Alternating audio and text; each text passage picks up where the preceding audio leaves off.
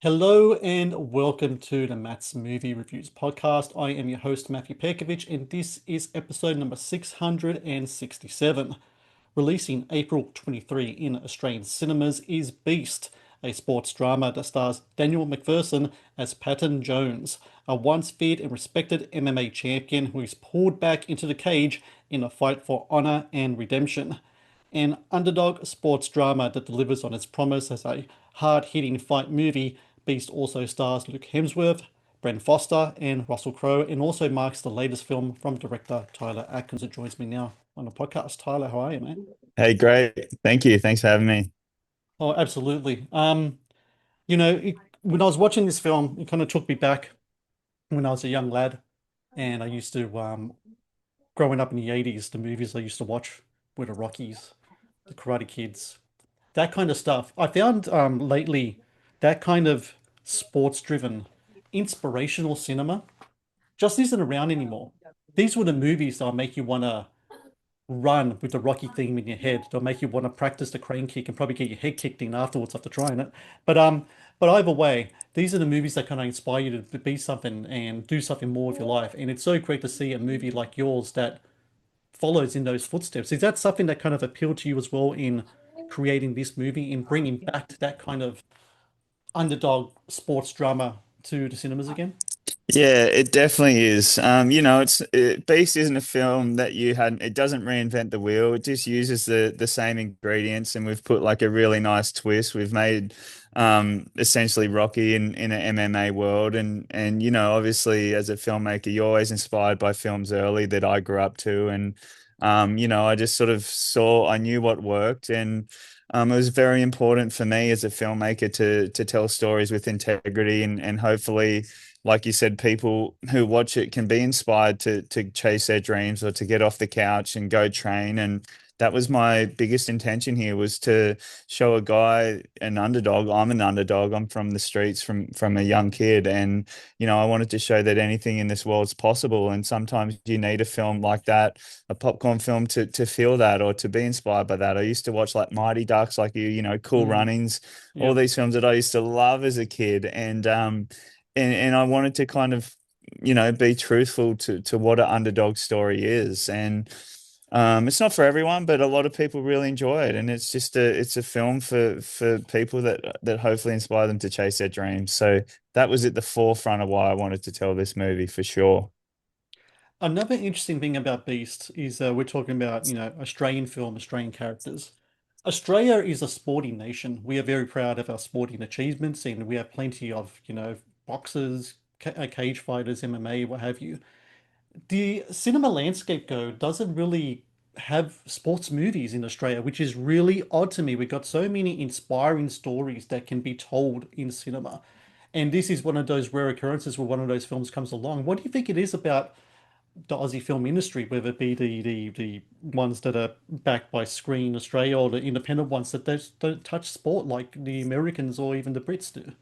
Yeah, you're right. Like this film, for starters, shouldn't have happened. It was a really big budget for an Aussie film. We'd never really had our Australian Rocky. When we did our test screening in America, Lionsgate did a test screening, tested very, very high. I think it was like 93%. And one of the audience members go, "This is Rocky's hardcore Australian brother." And I Mm. just thought it was so cool because, we'd never sort of it was a really ambitious movie, and we didn't get help from Screen Australia. We really had to raise all the money ourselves, and it's tough. You have to look. There's so many issues here that I could go into about making a film, because this was one of the hardest films you could ever make. It was collapsing every day. We had no money, and it was really, really challenging. And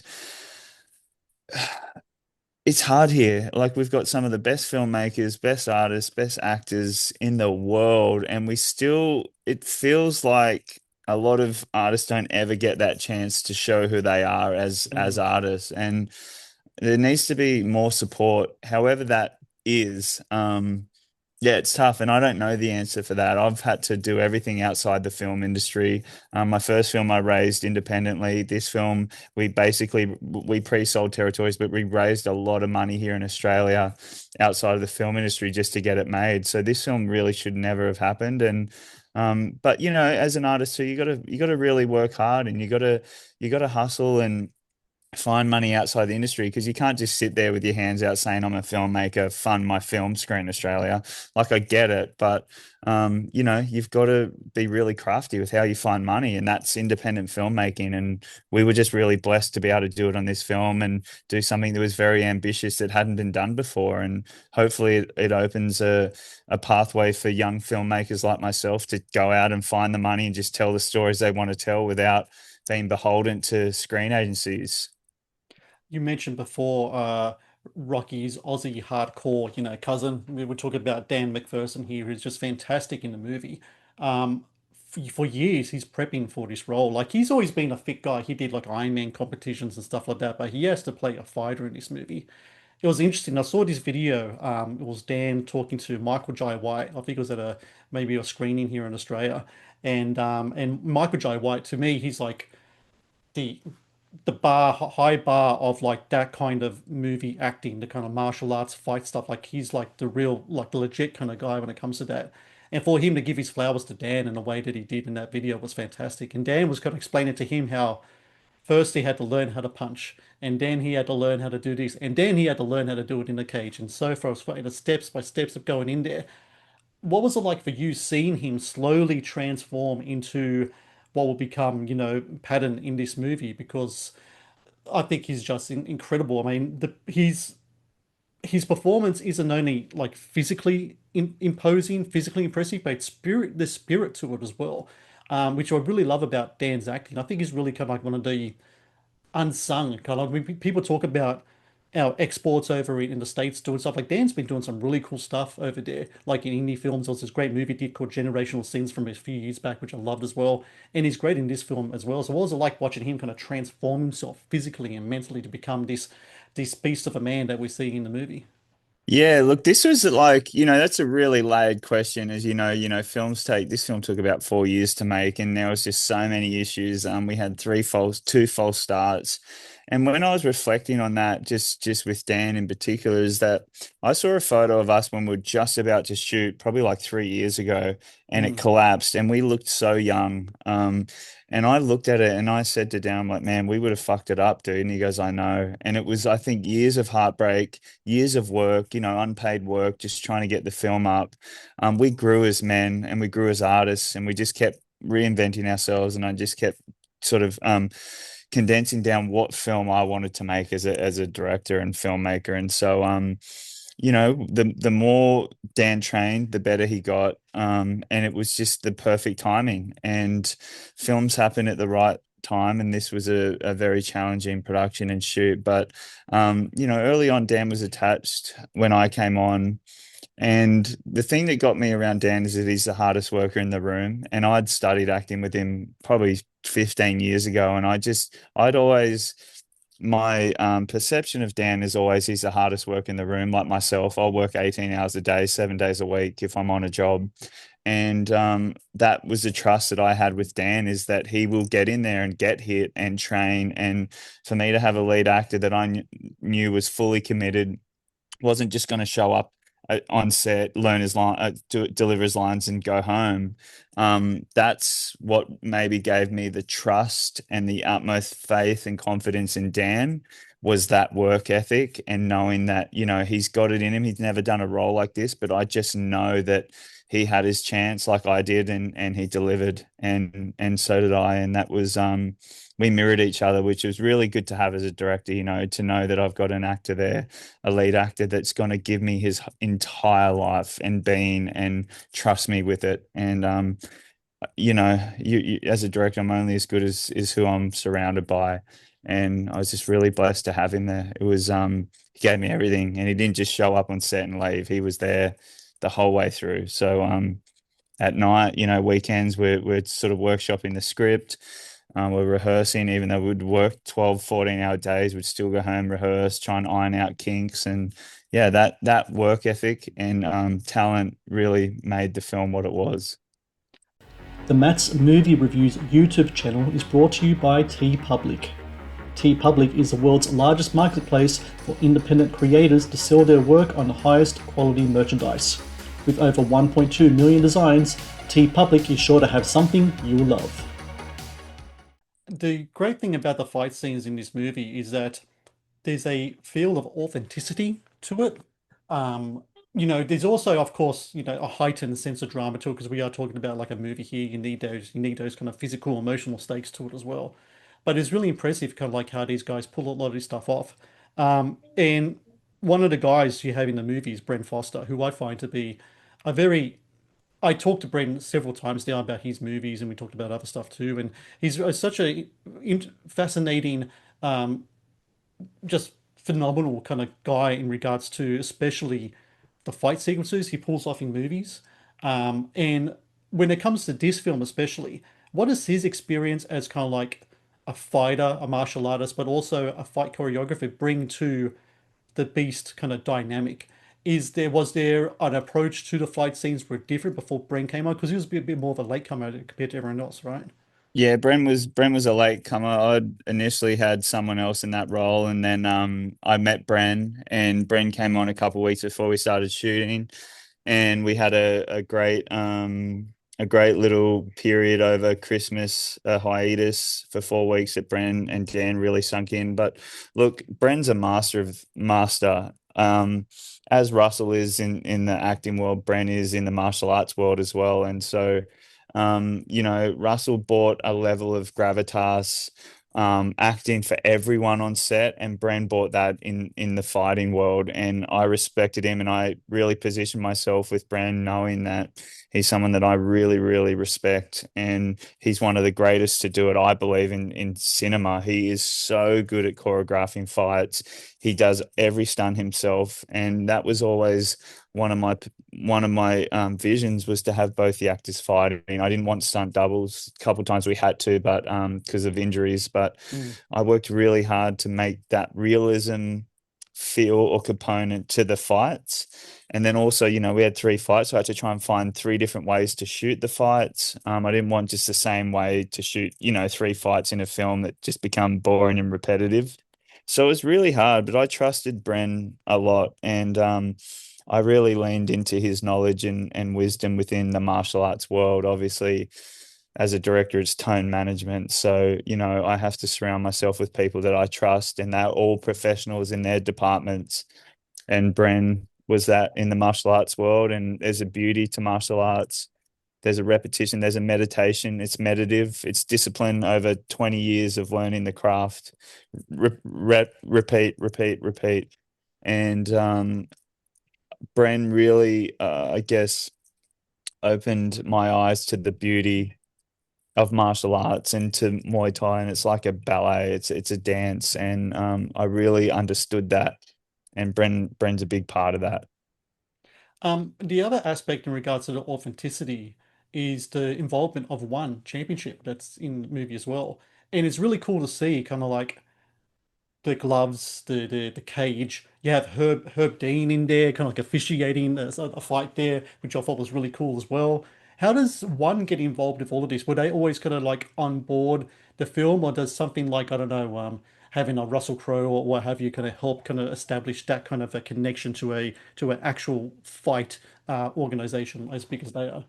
Yeah, look, we were initially talking to UFC. I'm obviously rep by WME, so we were in talks with UFC for quite a while, and then that kind of didn't end up going down the path that we wanted it. And Dan had met someone from one championship, and Chatri, I think, and we spoke to Chatri, and he really supported us. He opened his arms, gave us his full support, and you know, if you go back to what we are talking about earlier, just in sports films, if we had a shot this in Australia, I was looking at volume screens and stuff, and it wouldn't have worked well. And so, what would we have done here? I would have shot it in like some studio somewhere, had 100 extras. That would have been the downfall of this movie. And the fact that one championship supported us, gave us this stadium for like not so much the whole night, but we were able to shoot wides in there and really get the audience and get Dan and Brent to walk out. Really gave it.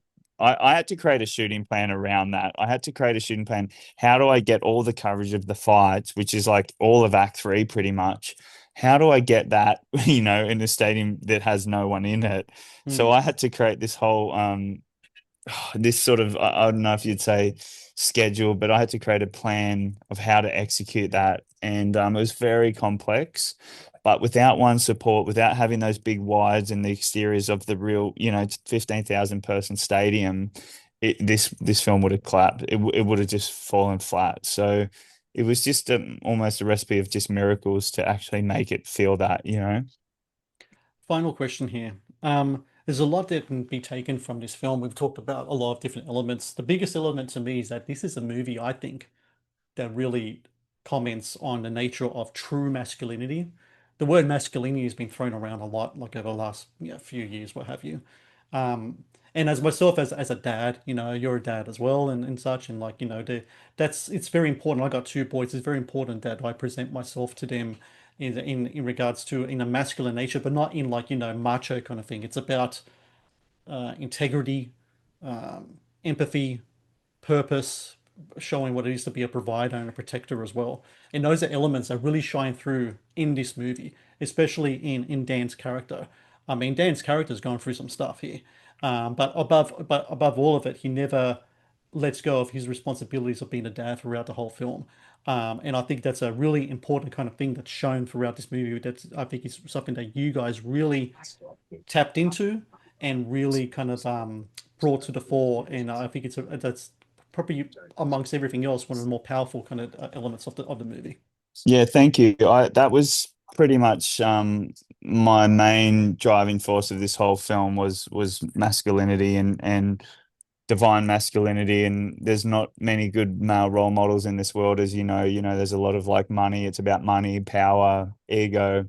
And that to me is not true masculinity. True masculinity is a provider and a lover and a man from his heart center, but that can also protect and defend women, children, and communities. And, so you go into those places to protect or defend, but then you come back into, you and I can have a heart to heart, an emotionally intelligent individual. And that requires work. It requires work on yourself. It requires you getting rid of bad habits. I'm obviously a father of two beautiful girls. I've been married happily for 9 years, gotten through a lot. I don't drink, I don't party. I've been sober for pretty much 15 years. And yeah, I've been able to help work through my shadow. And I wanted to show a film that what I thought was a man, even though, you do make mistakes. We're human. We all make mistakes, but he owns it and he does help the less fortunate out. He is an honest husband and a father that's doing everything for his family. And in saying that he's got a beautiful wife that is holding on to stuff and not wanting him to fight, but then her arc is so beautiful because it beautifully ties off when she knows that that's who he is, and he's depressed because he can't go and be who he is, and she supports that. And it's a beautiful partnership where his wife allows him to go and be that man, and it's beautiful. And I am I love men growing and men learning from their mistakes. And to me, a masculinity isn't a man that can like break down a wall. Masculinity to me is a man that has had his heart broken and can be broken, but he rebuilds and comes back better and stronger, and as a man, not just a little boy that's hurt. Mm. And it's we need to talk about it as a community. 4 out of 5 people that commit suicide are men. Depression is so high among men our age as well. And we need to, where are these role models for men? There's not a lot in this world. If you go on Instagram, it's all about Ferraris and big houses and like women, and that to me is not a successful man. A successful man is someone that knows himself, that knows his emotional state, and knows how to grow through stuff and be responsible and be honest and don't rip people off. And that's a man to me. And I'm going to sort of stand very, very, very strong in what that is, because we need to be able to have that conversation. The Matt's Movie Reviews podcast is brought to you by Amazon Prime Video. One of the best on-demand streaming services available, Amazon Prime Video features exclusive Amazon originals as well as popular movies and TV shows. Watch Amazon Prime Video anytime, anywhere. And it's fantastic conversation had, and I think it's something that's projected really well through the character of Patton in this movie. Because I think you see other elements in the movie with different male figures in the film. There's a lot of ego, there's a lot of aggression, a lot of his stuff, and he's kind of like someone who he is kind of like he taps into the beast, but the beast is unleashed during the proper time, which is in the cage. And I think it's fantastic how you guys just put this all together. Like you said, 4 years in the making, and now it's going to be out in Australian cinemas. April 23. Everyone listening, go watch Beast in cinemas. It's incredibly important that we watch independent films, especially Australian films, in cinema screens. And trust me, after this, bring your running shoes with you because you want to go for like a long run or something afterwards to just get the energetic fight vibes out of you because it's got one of those great kind of like hero journey in this, which I absolutely love, and I always adored when I was younger. I got the Rocky shirt on now. I got the Rocky poster over there. These are the characters that kind of like I think had a little bit of forming my identity when I was a young man to where I am now. So thank you very much, Tyler. Congrats on the film, and hopefully we talk again in the future. It's a Yeah, pleasure. thank you so much. I really appreciate you taking the time too, and thank you. Yeah, and I'm really blessed that you were able to see the deeper layers within this movie. There's a lot of Easter egg, like sort of Easter eggs through it that when you keep watching it, you'll see more and more moments in there that does shine a light on what we're talking about. So thank you. Thank you for watching the Matt's Movie Reviews channel. Please subscribe for more reviews, podcast interviews, and exclusive content.